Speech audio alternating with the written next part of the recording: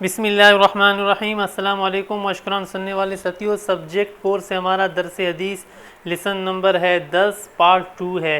تو چہل حدیث ہم نے شروع کیا ہوا ہے، یعنی کہ 40 احادیث انشاءاللہ میں آپ لوگوں کو آسان الفاظوں میں سمجھانے کی کوشش کروں گا۔ تو آج حدیث نمبر 2 ہے۔ سب سے پہلے اس حدیث مبارکہ کو میں پڑھ لیتا ہوں، آپ غور سے سنیے گا، اس کے بعد اپنی زبان مبارک سے اس کو پڑھیے گا بھی۔ تو پڑھنے کا فائدہ یہی ہے، جیسا کہ آپ کو پہلے بھی کہا گیا تھا، جب آپ اس کو پڑھیں گے تو آسانی سے آپ کو زبانی یاد کرنے میں دشواری نہیں ہوگی، مشکل نہیں ہوگی انشاءاللہ۔ تو دیکھیں، غور سے دیکھیں۔ بسم اللہ الرحمن الرحیم۔ قال رسول اللہ صلی اللہ علیہ وسلم، رسول اللہ صلی اللہ علیہ وسلم کا ارشاد ہے، الطہور شطر الایمانی۔ دوبارہ سن لیں، الطہور شطر الایمانی۔ الطہور کا جو لفظ ہے یہ طہارت سے ہے۔ طہارت اردو میں بھی استعمال ہوتا ہے۔ تو طہارت کے معنی کیا ہیں؟ یقیناً آپ لوگ جانتے ہیں، صفائی کے معنی میں آتا ہے، پاکیزگی کے معنی میں آتا ہے۔ شطر الایمان، البتہ یہ شطر یہ جو ہے عربی زبان کا لفظ ہے۔ الشطر لکھا ہوا ہے ڈکشنری المنجد میں، اس کے معنی ہیں آدھا، نصف کو الشطر کہتے ہیں۔ اور اردو میں ایک لفظ استعمال ہوتا ہے شاطر۔ تو شاطر یہ بھی عربی زبان کا لفظ ہے، لیکن یہاں پر شاطر کے معنی میں یہ نہیں ہے۔ شاطر چالاک، ذہین، 2 نمبروں کو شاطر کہا جاتا ہے۔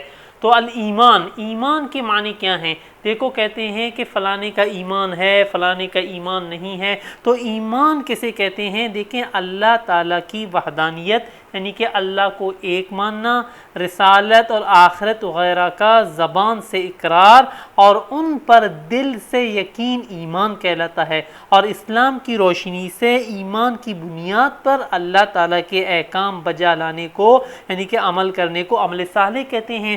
پھر عمل صالح کی 3 قسمیں بن جاتی ہیں۔ تو سب سے پہلے بات یاد رکھیے، حدیث کا جو یعنی کہ تشریح ہے مقصود نہیں ہے، میں مختصر آپ کو یہ سمجھانے کی کوشش کر رہا ہوں۔ مثلا عبادات ہے، عبادات آ جاتی ہیں، معاملات ہیں اور اخلاق۔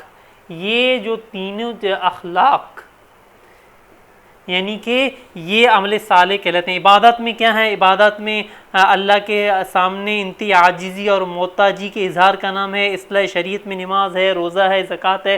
نماز، روزہ، زکوٰۃ وغیرہ عبادات میں آ جاتے ہیں۔ اور معاملات میں، معاملات کا تعلق کیا ہے؟ یعنی کہ معاملات، ان کا تعلق معاشرتی حقوق و فرائض سے ہوتا ہے۔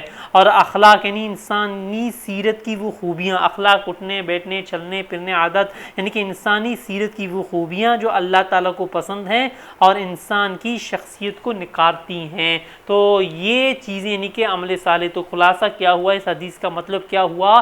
یعنی کہ ایمان کیسے کہتے ہیں؟ یعنی کہ اللہ کی وحدانیت پر، رسالت اور آخرت وغیرہ کا زبان سے اقرار اور ان پر دل سے یقین ایمان کہلاتا ہے۔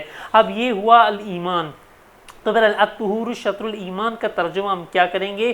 پاکیزگی آدھا ایمان ہے۔ تو پاکیزگی کا ترجمہ بہت سارے صفائی سے بھی کرتے ہیں، تو صفائی کا ترجمہ بھی غلط نہیں ہے، صحیح ہے، لیکن زیادہ بہتر یہی ہے کہ صفائی کے بجائے پاکیزگی کا آپ لوگ ترجمہ کریں۔ تو آج اتنا ہی کافی ہے۔ پاکیزگی آدھا ایمان ہے، پاکیزگی نصف ایمان ہے۔ مسلمان یہی ہے کہ ہر حوالے سے انسان، ظاہری حوالے سے بھی انسان اپنے آپ کو پاک صاف رکھے اور باطنی طور پر بھی انسان اپنے آپ کو صاف ستھرا رکھے۔